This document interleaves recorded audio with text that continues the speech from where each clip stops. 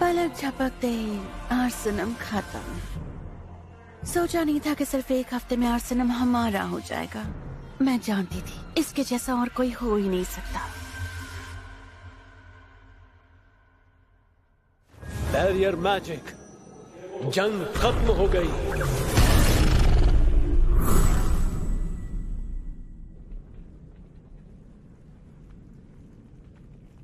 अगर मैं ये कहूं कि इतने लोगों को मौत के घाट उतारने का मुझे अफसोस नहीं, तो इससे बड़ा झूठ हो ही नहीं सकता। और वैसे भी मुझे जंग और लोगों का खून बहाने में खुशी नहीं मिली। वो इसलिए क्योंकि मैं भी एक इंसान हूं, ना कि एक शैतान।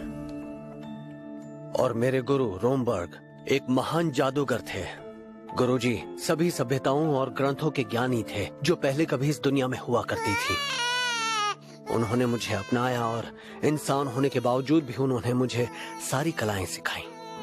गुरुजी ने मुझे हर तरह का ज्ञान और जादुई कला के बारे में बताया, लेकिन अपने आखिरी पलों में उन्होंने मुझे गौर देकर कहा कि उस खोई हुई सभ्यताओं के बारे में किसी को ना बताऊं, वरना तबाही मच जाएगी। एक और बात उन्होंने मुझसे कही। मेरी बात ध्यान से सुनना। चाहे जमीन आसमान एक हो जाए, ये पोशाक और मास्क कभी मत उतारना। तुम्हारी असली पहचान दुनिया के सामने आ गई तो डीमन लॉर्ड तुम्हें माफ नहीं करेंगे। ठीक है सर। ये कमरा, यहाँ के हर कोने में ताकतवर जादू का खजाना है और मेरी इजाजत के बिना यहाँ कोई नहीं आ सकता। ये आवाज कैसी? ये क्या?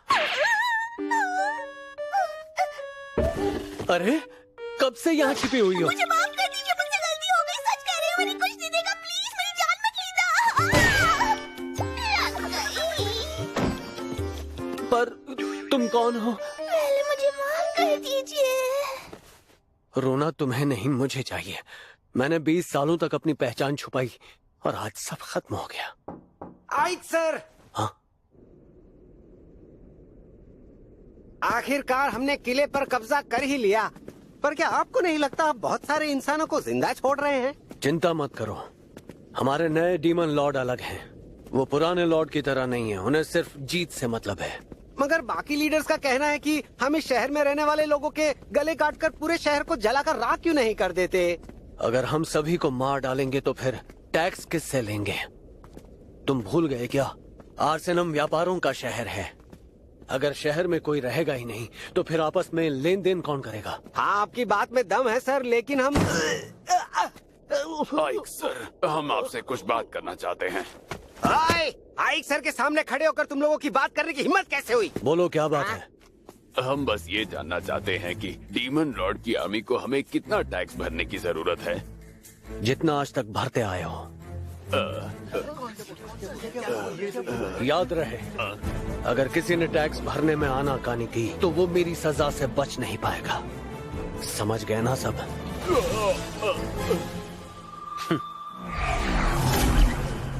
अरे ये तो छू मंतर हो गए।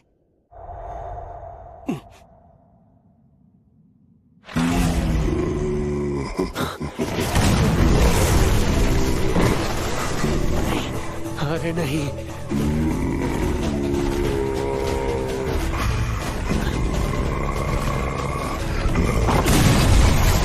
आपने वादा किया था कि इस तरह अचानक आप नहीं आएंगी कमांडर।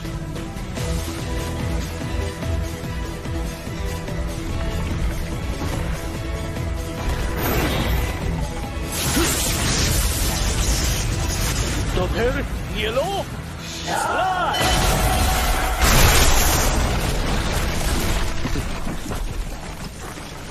क्या बात है, वो छोटा सा लड़का जो इतने वक्त तक अपने दादाजी और महान मैजिशियन रोमबर्ग की परछाई बना रहा, वो आज इतना शक्तिशाली हो गया। मुझे पता था तुम्हें ये जिम्मेदारी देकर मैं कोई गलती नहीं कर रही। ये है डीमन लॉर्ड्स आर्मी की 7th कॉर्प्स कमांडर सेफिरो। सीधे शब्दों में कहूँ तो ये मेरी बॉस है और इकलौती डीमन जिन्हें मेरा राज पता है। आप क्यों आई? किसी और को भेज देती तो सरप्राइज देने का मौका कैसे मिलता? वैसे भी काफी दिन हो गए थे।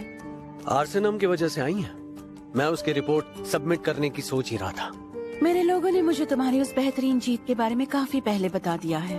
आखिर कैसे तुमने उस शहर को अपने कब्जे में कर लिया आइक, लेकिन मैं उसके लिए नहीं आई। फिर ऐसी कौन सी बात है जो आपको यहाँ तक आना पड़ा? दरअसल बात यह है कि डेरोकोटे ने तुम्हें मिलने के लिए बुलाया है। हाँ? तुम्हें जानकर खुशी होगी कि तुम पहले ब्रिगेड कमांडर हो जिसे ये मौका मिल रहा है। लेकिन मैं ही क्यों? इसकी वजह ये भी हो सकती है आइक कि एक ही हफ्ते के अंदर तुमने आर्सेनम पर कब्जा जो कर लिया। तो इसीलिए मुझे यहाँ आना पड़ा ताकि तुम्हें अपने साथ डीमन लॉर्ड के किले में ले जा सकूं। अभी इसी वक्त? सवाल कम करो और अपना हाथ मेरे कंधे पर रखो। तुम तो बड़े अदब वाले निकले। मुझे लगा था तुम मौके का फायदा उठाओगे। ऐसा कभी नहीं होगा।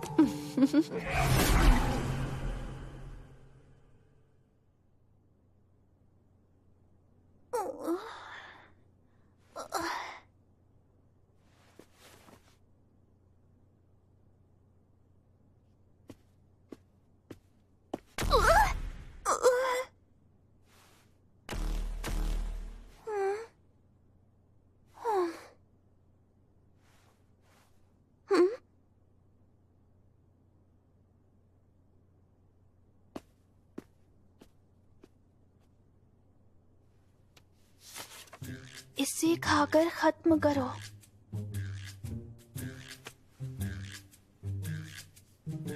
हाँ। कितना टेस्टी है।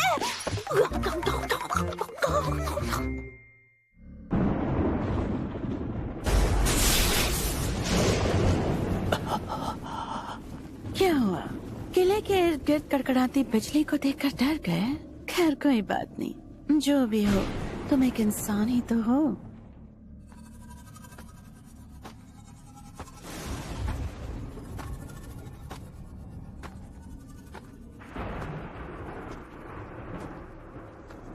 कमांडर, दरवाजे पर खड़ा ये गार्ड किले के अंदर जाने वाले हर मैजिशियन को चेक करता है क्या? अब उसका काम ही यही है। तुम्हें क्या लगा था डीमन लॉर्ड से मिलना इतना आसान होगा कि बिना कोई पहरेदारी के तुम्हें अंदर जाने देंगे? फिर तो आपको इसे रोकना ही होगा। अगर मेरा राज बाहर आ गया तो लगता है कि वो मेरा नकाब और पोशाक जरूर उतरवाएगा। तुम उसकी फिक्र मत करो, मैं हूँ ना, सब संभाल लूंगी।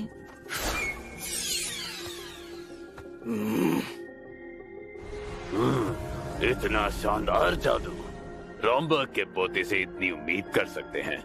तुम मेरे दादाजी को कैसे जानते हो? ऐसा कोई डीमन पैदा नहीं हुआ जिसने महान मैजिशियन रॉम्बर्ग का नाम न सुना हो। सालों बाद भी मेरे दादाजी को कोई भूल नहीं पाया।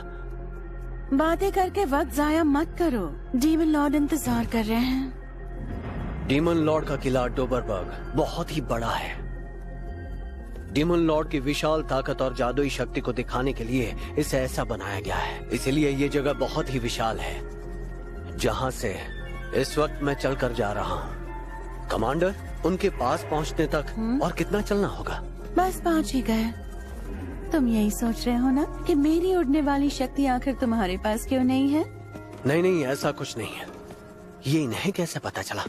मैं हमेशा से चाहता था उड़ने वाली शक्ति मेरे पास भी हो। मैं जादू से ऐसा कर तो सकता हूँ, पर इतनी अच्छी तरह से कंट्रोल नहीं कर सकता। ज्यादा से ज्यादा बस ऊंची छलांग मार सकता हूँ।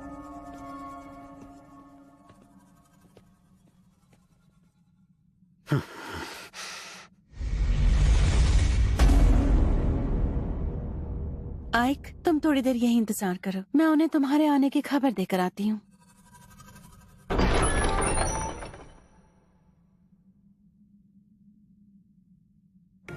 डीमन लॉर्ड डेरोकोटेन ने इंसानियत के खिलाफ जंग छेड़ दी है और साथ ही शैतानों को हर चीज में आगे कर दिया है। वो शैतानों के लीडर और सबसे शक्तिशाली हैं। माना जाता है कि वो निर्दयी और हिंसक हैं। चाहे दोस्त हो या दुश्मन, वो किसी को भी नहीं छोड़ते। अगर उन्हें लगा कि कोई उनके काम का है तो चाहे वो कमजोर हो या उसे जादू ना आता हो, वो उसका इस्तेमाल कर ही लेते हैं। उनके लिए सिर्फ काबिलियत मायने रखती है और इसी की नींव पर उन्होंने डीमन आर्मी खड़ी की। डीमंस की खासियत है कि वो किसी ऐरे गहरे के साथ काम नहीं करते। उनकी लड़ाई हमेशा खुद से होती है। लेकिन डीमन लॉर्ड डेरोकोटेन ने इस सोच को बदल कर रख दिया। और उसी डीमन लॉर्ड ने मिलने के लिए मुझे यहाँ बुलाया है। किस सोच में पड़े हो आए? अंदर आ जाओ।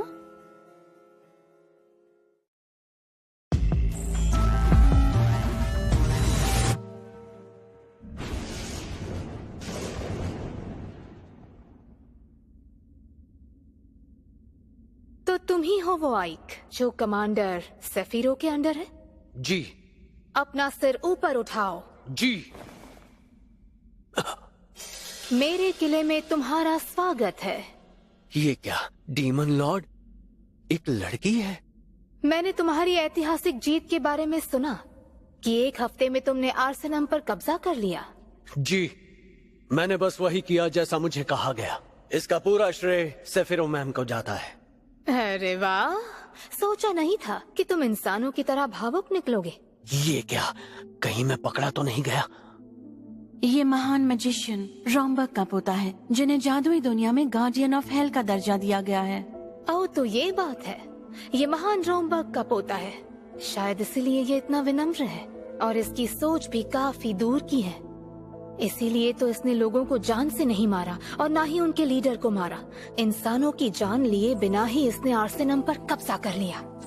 मुझे